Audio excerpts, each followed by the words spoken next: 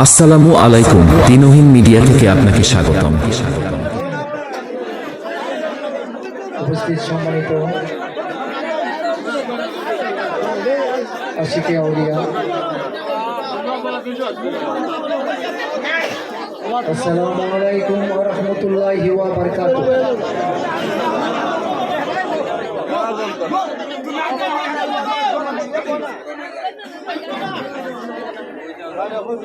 আজকে পবিত্র উরুস মুবারক 2 ফাল্গুন 52তম পবিত্র উরুস মুবারক হযরত সৈয়দ আব্দুর রহিম আল হুসাইনি চিশতি উর্ফে দুর্গা মিয়া সাহেবের পবিত্র বাৎসরিক উরুস মুবারক। আজকে এই উরুস মুবারকে আপনারা বিভিন্ন এলাকা থেকে এসেছেন, কারণ এইটা একটা মিলন মেলা। অলিদের আস্তানা বা দরবার শরীফ, এখানে আসলে আপনারা রুহানি ফয়েজ পেয়ে যাবেন, যেটা আপনারা যদি চোখে নাও দেখেন কিন্তু অটোমেটিকলি আপনাদের রুহানি ফয়েজ অটোমেটিক হয়ে যাবে। কারণ হাদিস শরীফে আল্লাহ রাসূল বলেছেন, যে জায়গার মধ্যে আল্লাহর ওলিয়া উলিয়ার গুণকীর্তন করা হবে সে জায়গার মধ্যে আল্লাহর রহমত প্রবাহিত হয়। এই রহমতের বিকাশ তো হইল ওলিয়া উলিয়ার আস্তানা বা দরবার শরীফ। ওলিদের আলোচনা করলে যদি রহমত প্রবাহিত হয়, যে জায়গার মধ্যে আল্লাহর ওলিরা শায়িত আছেন সেটা রহমতের বিকাশ স্থল, আর সেই দরজা দিয়ে রহমত প্রবাহিত হয়। যেমন রেলগাড়ি সারা লাইনে যাতায়াত করে, কিন্তু রেলে উঠতে গেলে বা ট্রেনে উঠতে গেলে স্টেশনে যেতে হয়। যদি অন্যত্র লাইনের পাশে দাঁড়িয়ে থাকে নিশ্চয়ই ট্রেন আপনাকে অতিক্রম করবে, ট্রেনে উঠতে পারবে না। তদ্রুপ আপনারা ওলিয়া উলিয়াদের আস্তানা বা দরবার শরীফ, এটা হলো আধ্যাত্মিক একটা প্ল্যাটফর্ম। ওইখানে আসলে পরে আপনাদের রুহানি ফয়েজ অটোমেটিক পেয়ে যাবে। হযরত সৈয়দ আব্দুর রহিম আল হুসাইনি চিশতি রহমাতুল্লাহ আলাইহি, উনি ওনার জীবনী পড়লে আপনারা দেখবেন যে অনেক কারামত প্রকাশ পেয়েছে। অনেক ওলিয়া উলিয়াদের জীবনী না লেখার কারণে অনেক অলৌকিক ঘটনাই কিন্তু আমরা আমাদের মধ্যে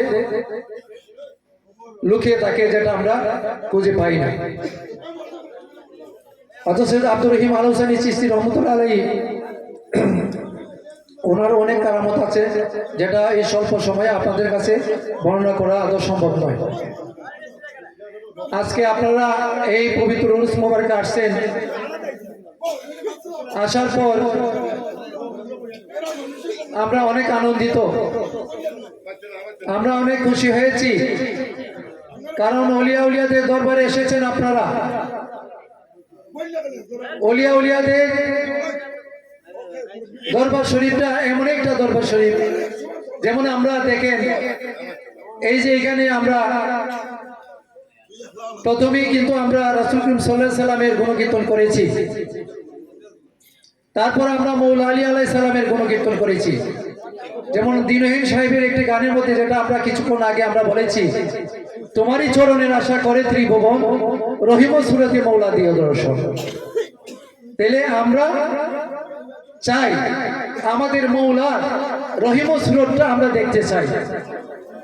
আমাদের মৃত্যু সময় যাতে আমরা ওই রহিমের সুরতটা আমরা দেখে দেখে যাতে আমরা মরতে পারি। কারণ আমাদের পীর মাশায়েখ, আপনাদের যারা যারা পীর মুর্শিদ আছেন, প্রত্যেকের পীর মুর্শিদের উসিলায় কিন্তু আপনার যেতে হবে। যেমন কোরআন শরীফে আল্লাহ পাকে ঘোষণা করছেন সূরা মুনতাহা সূরা 5 এর মধ্যে, যারা আমার রাসূলের হাতে হাত দিয়া যারা বায়াত হয়েছে তারা মূলত আমি আল্লাহর হাতে বায়াত হয়েছে। তো আল্লাহ রসুলের হাতে হাত দিয়ে বায়াত নিলে কিন্তু আল্লাহ পাকে ঘোষণা করছেন যে সেটা আমার কাছে বায়াত হয়ে গেল। তো আমরা আল্লাহ রসুলকে কিভাবে পাবো? সেজন্যই একজন কামেল মুর্শিদের হাতে ধরতে পারে। উসিলা মাধ্যম, এই মাধ্যম ধরে যেটা আমরা না ধরলে কিন্তু আমরা সঠিক পথ পাবো না। যেমন তরিকতের 3টি ভাষা আছে, ফানাফি শাইখ, ফানাফি রসুল, ফানাফিল্লাহ। ফানাফিল্লাহ স্তরে উঠতে গেলে আপনারা কি করতে হবে, আমাদের কি করতে হবে? আগে ফানাফি শাইখ, যেটা পীরের মুকামটা আগে অতিক্রম করতে হবে, তারপর হলো ফানাফি রসুল, তারপর হলো ফানাফিল্লাহ। তাহলে আগে পীরের সাথে বিলীন হতে হবে, তারপরে রাসূলের সাথে বিলীন হতে হবে, তারপরে আমরা আল্লাহর সাথে বিলীন হব। আল্লাহর সাথে বিলীন হতে গেলে যেমন আমরা যদি কলেজে ভর্তি হতে চাই, তাহলে প্রথমে আমাদের প্রাথমিক বিদ্যালয়ের সার্টিফিকেট লাগবে।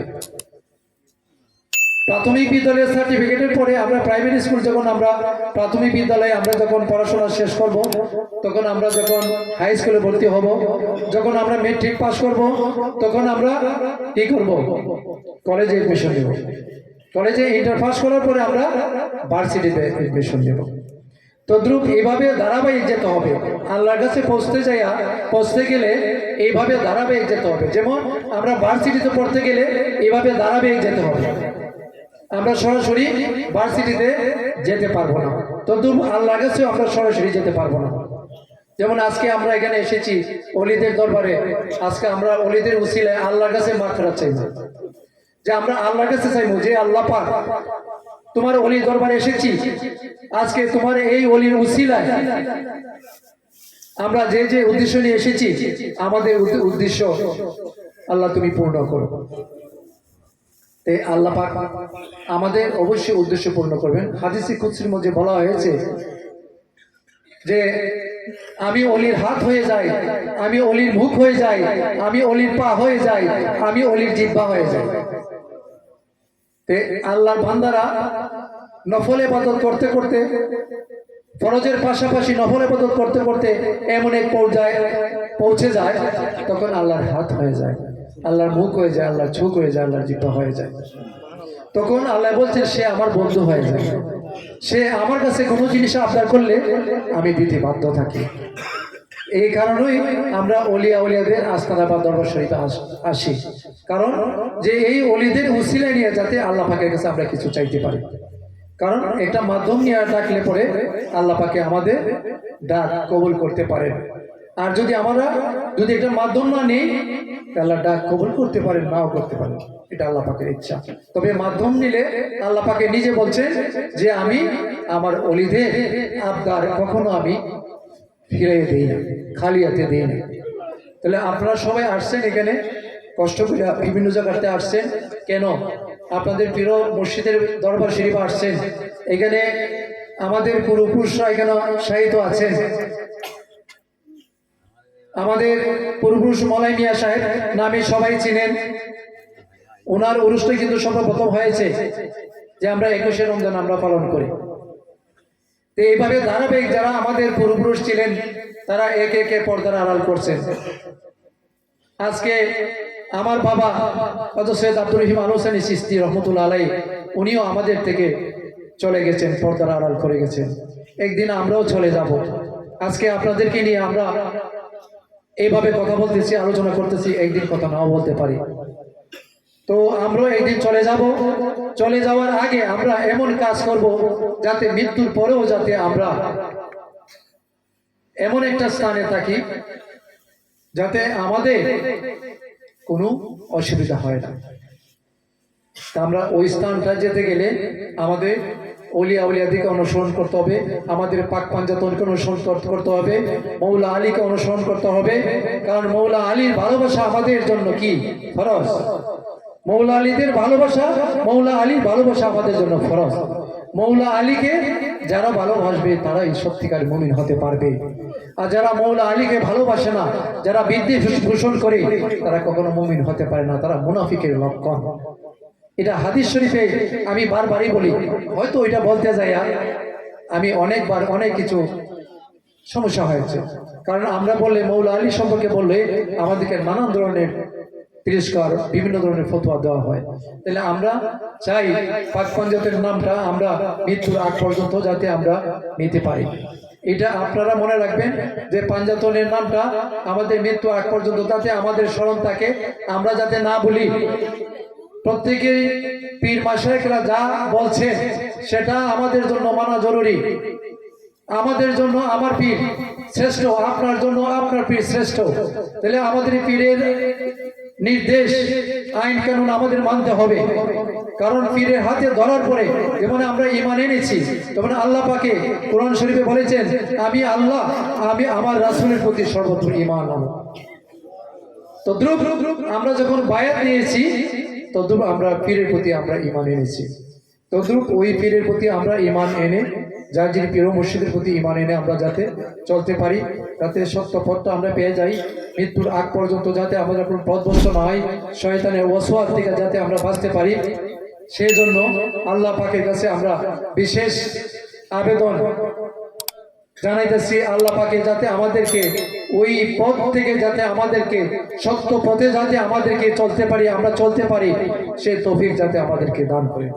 যেহেতু সময় হয়ে গেছে, মিলাদও করতে হবে, আজানের টাইম হয়ে গেছে, আপনাদের সামনে বেশি কথা বলবো না।